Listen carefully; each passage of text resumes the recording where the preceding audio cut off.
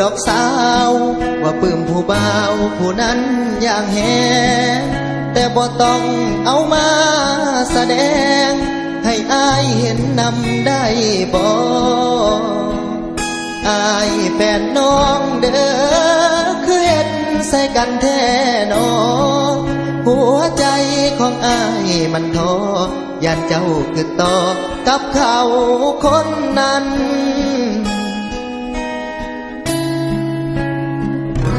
เขาโพดเอียงเจ้ากะสินั่งท่าไหลท่าแสบัดเฟซอายน้องฮอดบ่แค่ไปหาเบิ่งแต่เฟซของคนใหม่เขียนลงในเฟซว่าคนเป็นแฟนกำลังน้อยใจแต่น้องบ่สนบ่หัวสายคอมเมนต์ที่ได้คืออายนั่งเอาเขาขึ้นปกเฟซแถมยังเขียนสถานะว่าปลื้มโตเจ้าก็คงสิลืมผู้คนเป็นแฟนไปแล้วหรือใดก็น้อยใจเป็นอยู่เด้น้องให้เขาเป็นคนสำคัญกว่าอายแห้งเมื่อยหัวใจบัดยามเห็นน้องโทษทุกเขาหากน้องสิหักสิไปแพงโตเขาอีหลีก็ให้ซอยบอกอายดีๆพออายสิมีวิธีตัดใจอายสิบอกว่าบ่ฝืนคันน้องอยากไปหากยังหลงเขาหลายให้บอกเลิกอายแล้วไปปลื้มเขา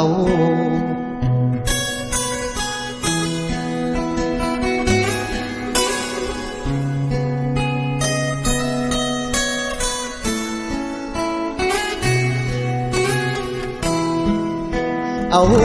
เขาขึ้นปกเฟซแถมยังเขียนสถานะว่าปลื้มโตเจ้าก็คงสิลืมผู้คนเป็นแฟนไปแล้วหรือใดก็น้อยใจเป็นอยู่เด้น้องให้เขาเป็นคนสำคัญกว่าอายแห้งเมื่อยหัวใจบัดยามเห็นน้องโทษทุกเขา